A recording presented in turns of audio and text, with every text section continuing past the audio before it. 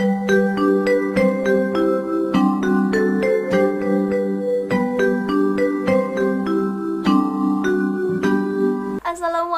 teman-teman. Hai, apa kabar semuanya? Semoga semuanya dalam keadaan sehat walafiat, dilindungi oleh Allah Subhanahu wa taala. Amin ya Allah ya rabbal alamin.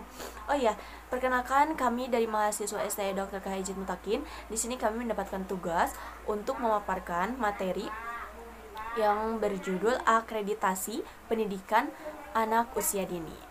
Oke, di sini saya tidak sendiri, ada teman saya yaitu Teh Apriani, dan ada juga Budianawati, dan ada juga Bu Siti Hodijah Robiato Adalia. Kita langsung saja ke pemateri pertama, yaitu yang akan dibawakan oleh Teh Apri. Kepadanya saya persilahkan, dan nanti akan dilanjutkan juga kepada Budianawati, dan yang terakhir yaitu akan dilanjutkan dengan Bu Siti Hodijah. Selamat menyimak teman-teman. Baik teman-teman, di sini saya akan memaparkan tentang pengertian akreditasi. Undang-Undang Republik Indonesia Nomor 20 Tahun 2003 tentang Sistem Pendidikan Nasional menyatakan pada pasal 1 ayat 22 bahwa akreditasi adalah kegiatan penilaian kelayakan program dalam satuan pendidikan berdasarkan kriteria yang telah ditetapkan.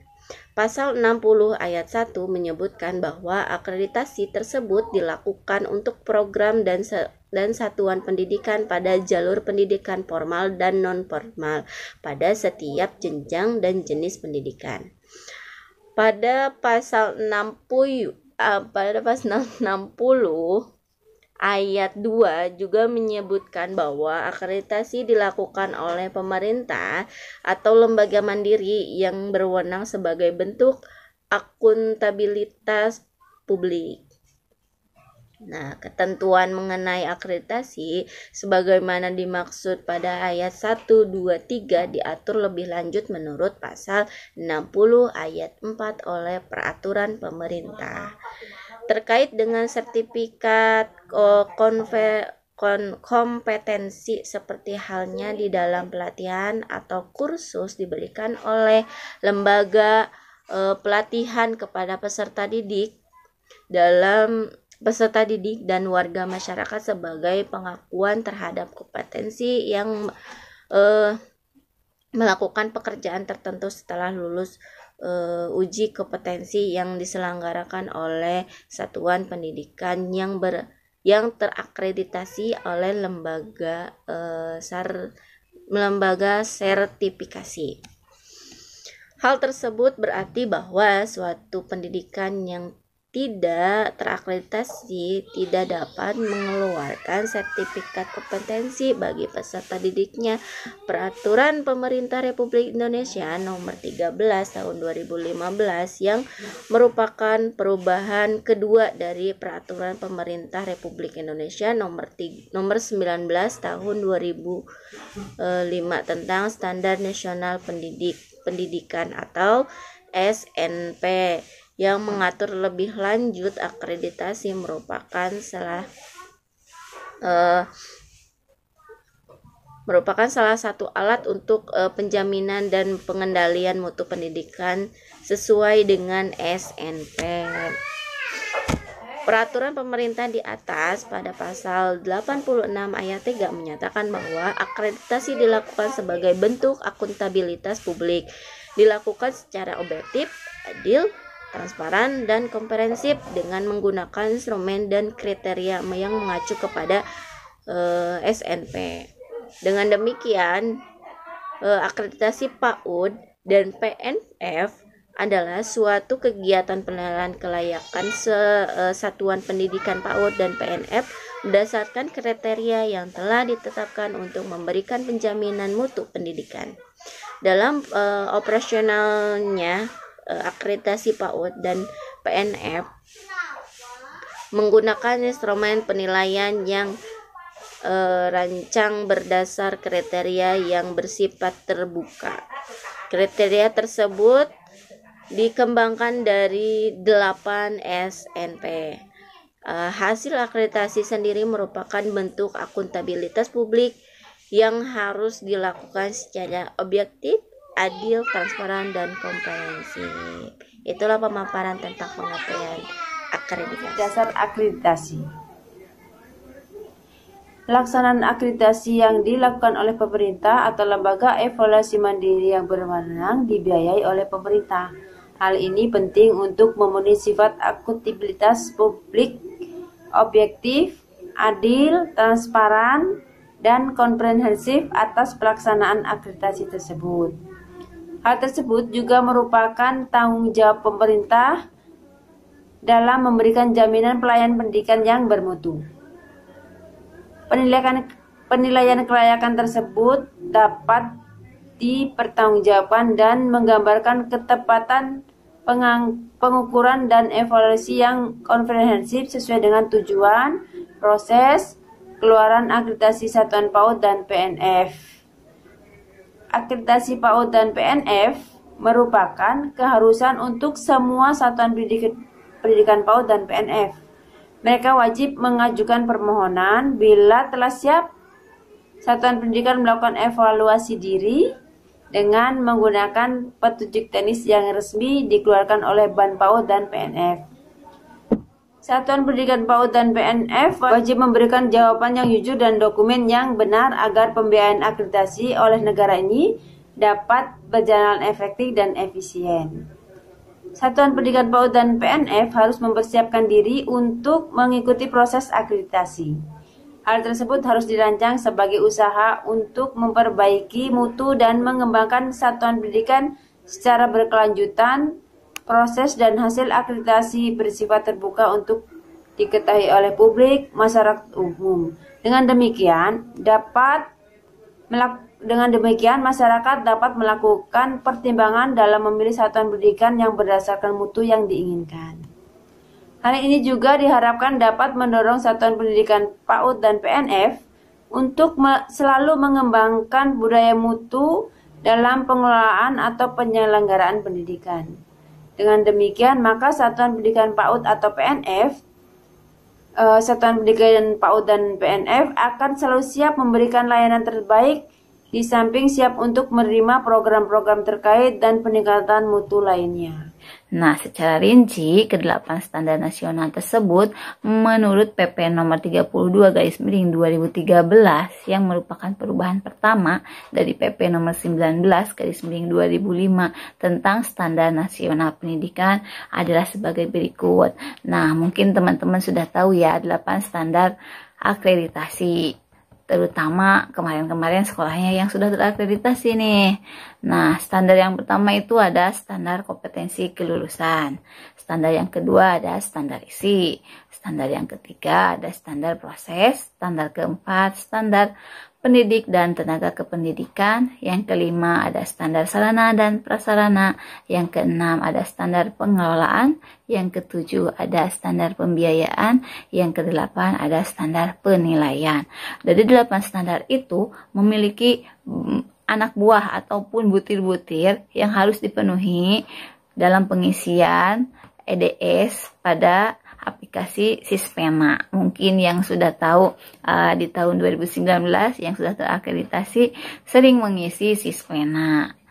Nah, apa sih dari 8 standar itu butir-butirnya? Kita akan kupas ya. Nah, standar yang pertama yaitu standar kompetensi kelulusan. Di sini butir-butir yang ada yaitu yang pertama, tingkat pencapaian pertumbuhan dan perkembangan anak ditunjukkan ataupun dibuktikan dengan tinggi badan, berat badan, dan lingkar kepala. Nah, diusahakan pihak sekolah itu selalu mengontrol ataupun menimbang berat badan anak, tinggi badan anak, lingkar kepalanya minimal sebulan sekali gitu. Nanti setelah kurun waktu 1 bulan sekali buatlah grafik. Dari grafik itu kita akan kelihatan mengerucutnya itu grafik itu ke atas ataupun ke bawah. Nah, di situ nanti akan diketahui gizi seimbang seorang anak itu ya. Nah, yang selanjutnya yaitu pencapaian perkembangan yang kita tahu itu STTPA. Maka dalam proses pembelajaran itu kita menggunakan STTPA atau enggak. masih standar 1.1.1.4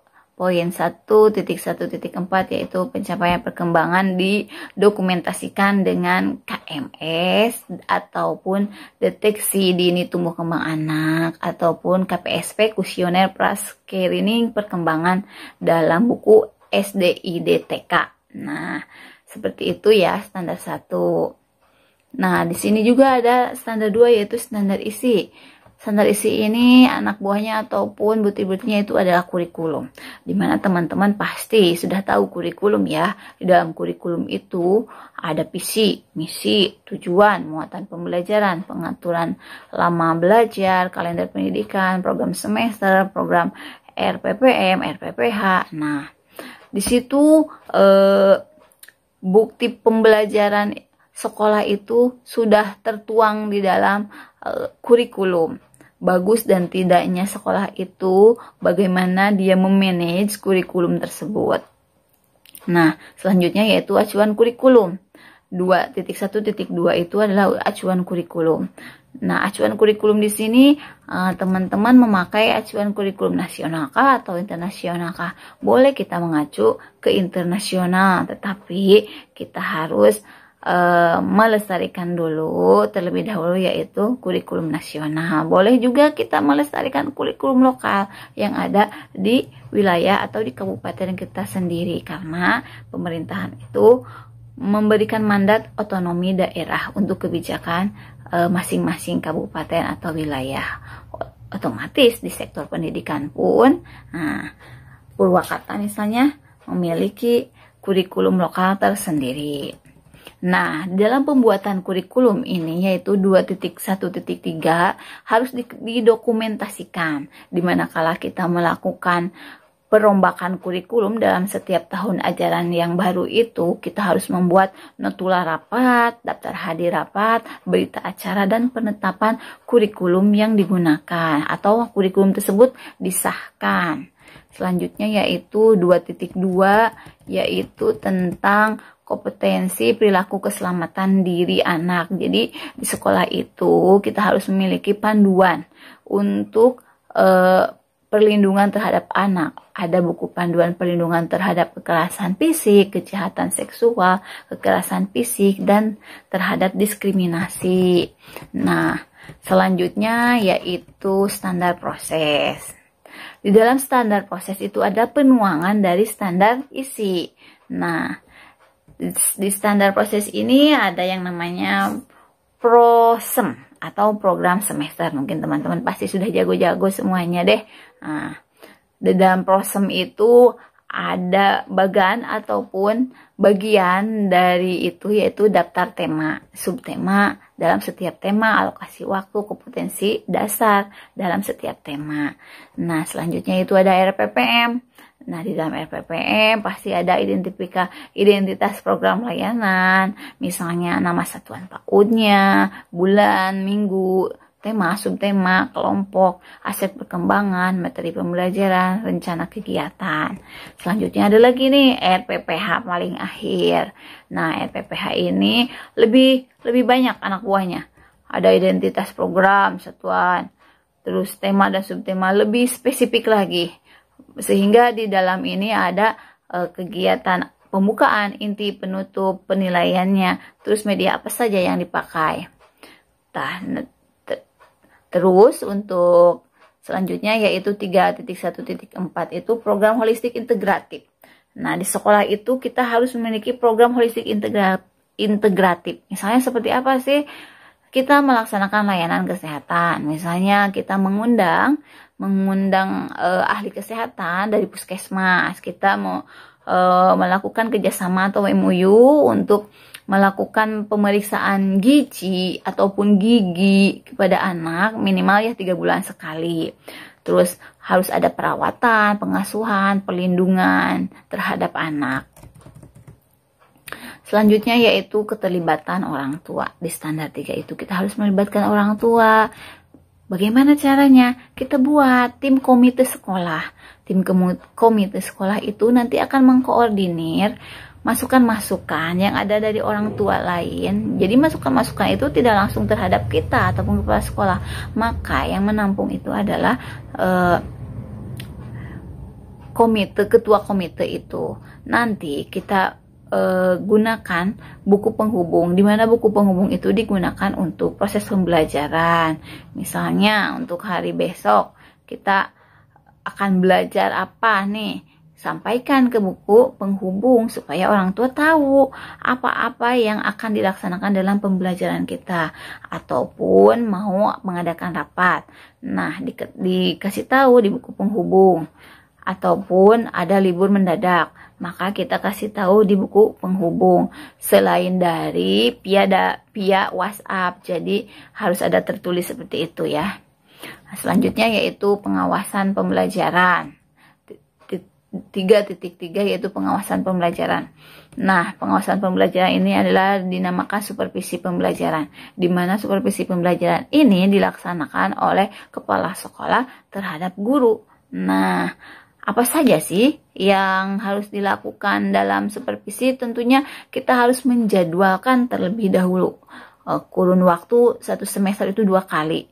Nah, biasanya dilaksanakan kan Juli, Agustus, September nih. September supervisi tahap pertama, Desember supervisi tahap kedua. Nah, selanjutnya semester 2 laksanakan lagi ya. Nah, di situ muatannya itu dalam konten teksnya itu ada waktu, ada nama guru, temuan supervisi, dan tindak lanjut.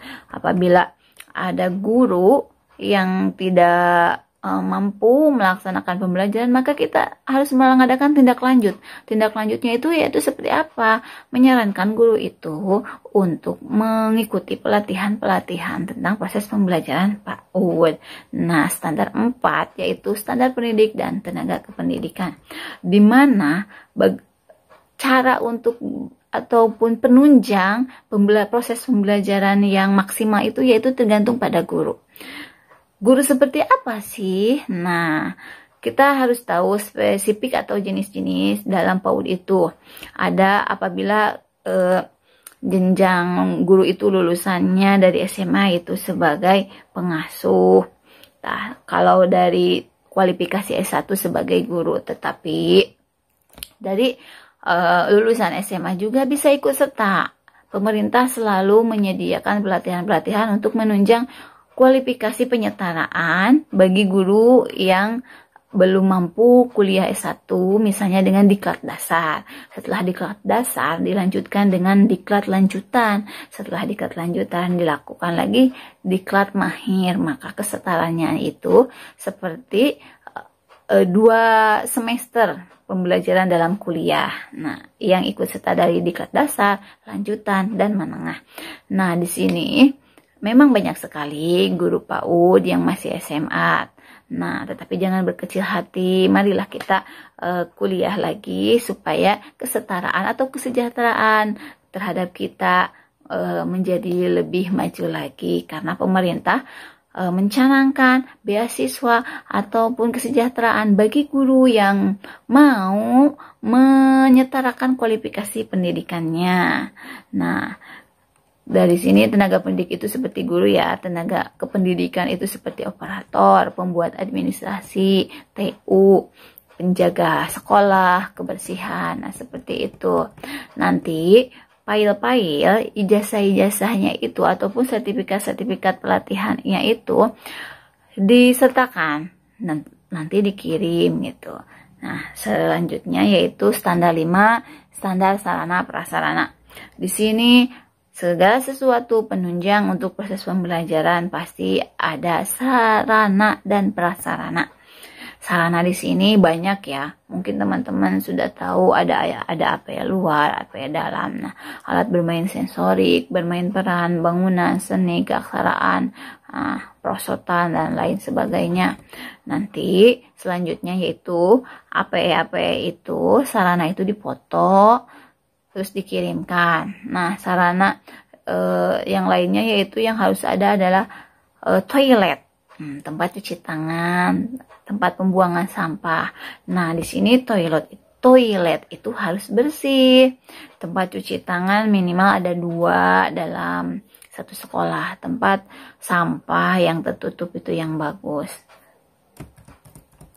Nah, prasarananya itu yaitu luas lahan, luas lahan yang harus dimiliki oleh sekolah itu kurang lebih paling sedikit 100 meter. Kenapa 100 meter? Nah, mungkin memang dana yang kita dapatkan itu hanya mampu 100 meter. Tetapi alangkah baiknya untuk PAUD itu dalam proses pembelajaran mereka harus luas. Nah, tetapi nanti walaupun 100 meter kita bisa memodif keadaan proses pembelajaran supaya menyenangkan. Nah, di sini juga ada status lahan. Status lahan yang dimiliki PAUD itu apakah milik sendiri, sewa, ataupun milik orang lain. Jenis ruangan. Nah, jenis ruangan anak ini harus disiapkan ya. Ada ruang kegiatan anak, ruang pendidik, dan tenaga pendidikan. Nah, di dalam standar ini juga diketahui harus tersedia instalasi listrik. Nah, untuk apa sih instalasi listrik? Dalam proses pembelajaran kita perlu kan menggunakan laptop apabila kita mau senam, ataupun untuk mengirimkan data ke pusat. Nah, selanjutnya yaitu standar pengelolaan. Di sini standar 6 yaitu standar pengelolaan ada 6.1 itu perencanaan. Di dalam perencanaan itu tergantung kita dari visi, misi, dan tujuan. Di dalam perencanaan visi dan misi dan tujuan itu terlaksana enggak, terimplementasikan atau enggak. Nah, dalam standar pengelolaan ini selanjutnya yaitu rencana kerja tahunan. Nah, di dalam rencana kerja tahunan ini kita harus merencanakan sebelum tahun ajaran baru datang. Nah, apa saja yang harus direncanakan? Yaitu perekrutan peserta didik, kurikulumnya itu sebelum bulan Juli kita harus membuat dari bulan Juni. Alangkah baiknya itu dari sebelum-sebelumnya. Nah, terus pendidik dan tenaga kependidikan, sarana prasarana dan pendanaan, peran serta masyarakat. Itu semua harus direncanakan. Apakah untuk tenaga pendidik akan ada kenaikan gaji? Ataupun bagaimana dari sarana prasarana, apakah kita akan memajukan sarana prasarananya atau menyiapkan yang lain, ataupun merencanakan ingin membuat ini, ingin membuat itu, maka tuangkanlah di RKT, rencana kerja tahunan. Nah, selanjutnya yaitu ada kalender pendidikan. Kita boleh mengacu kalender pendidikan dari pusat ataupun dinas pendidikan, tetapi kita harus memiliki kalender sendiri, di mana dalam suatu kegiatan itu akan lebih bagus lagi kita meluncurkan kegiatan sendiri sesuai dengan tema. Misalnya di kalender pendidikan itu di minggu pertama atau minggu kedua di tema lingkungan kita akan mengunjungi lingkungan sekolah ataupun di sekitar sekolah. Nah, itu masuk ke dalam kalender pendidikan, dituliskan supaya kita tidak lupa. Selanjutnya yaitu pengorganisasian. Pengorganisasian ini adalah misalnya kita dalam satu sekolah itu membuat bagan dari struktur yayasan, terus dari bawahnya itu kepala sekolah, di bawah kepala sekolah itu ada guru-guru, terus ada staf, terus yang terakhir adalah siswa dan masyarakat. Nah, dari struktur organisasi itu kita menuangkan dengan yang namanya itu tupoksi, tugas pokok fungsi yang sudah tertera dari bagan. Fungsinya kepala sekolah, fungsinya ketua yayasan, fungsinya pendidik, ataupun fungsinya tenaga pendidikan dituangkan dalam tupoksi, tugas pokok dan fungsi. Nah, panduan pelaksanaan yang harus misalnya kita itu akan melaksanakan membuat kurikulum, maka harus ada buku panduan tentang pembuatan kurikulum. Nah, misalnya kita ini kurikulum 13, maka harus ada buku panduan kurikulum 13. Terus panduan pelaksanaan pembelajaran, sarana prasarana, tentang pengelolaan kelas juga ada buku panduannya. Maka kita harus memiliki semua itu. Selanjutnya yaitu layanan yang kita layani. Nah, ada apakah kita melayani usia 2-4 tahun atau usia dari 4-6 tahun. Nah, di situ juga berbanding rasio seorang guru. Nah, misalnya kita untuk umur 4 sampai 6 tahun itu berbanding guru 1 berbanding 15. Kenapa? Satu guru berbanding 15 karena di usia sampai dari 4 sampai 6 tahun itu sudah mandiri.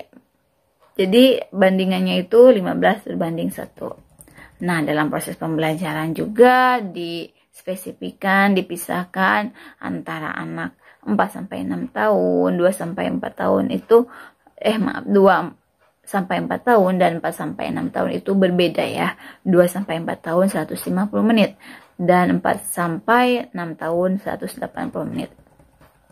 Nah, maka diperhitungkan lamanya belajar dalam 1 minggu. Untuk 2 sampai 6 tahun 360 menit. Nah, untuk 4 sampai 6 tahun 540 menit atau 900 menit. Nah, di dalam standar pengolahan ini ada yang namanya tingkat kehadiran pendidik dan tenaga pendidikan. Maka guru itu harus menandatangani kehadiran dalam setiap harinya.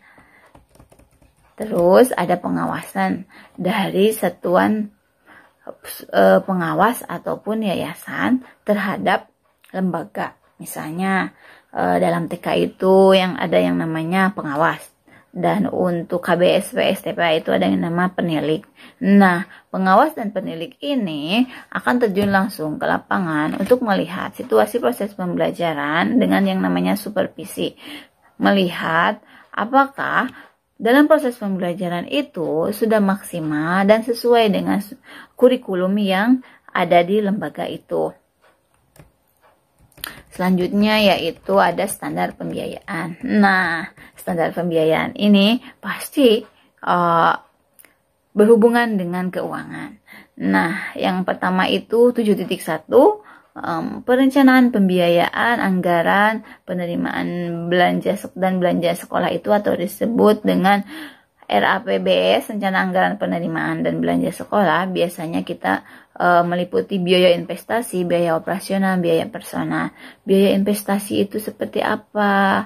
Nah, kita harus tahu nih pendapatan apa saja yang akan kita dapatkan dalam tahun ajaran tersebut. Kita harus tahu pendapatan dan pengeluaran yang sudah biasa kita keluarkan itu, apakah pendapatannya itu akan ada ataupun tidak. Maka kita harus memanage lebih dahulu supaya pengeluarannya itu tidak besar daripada pendapatan.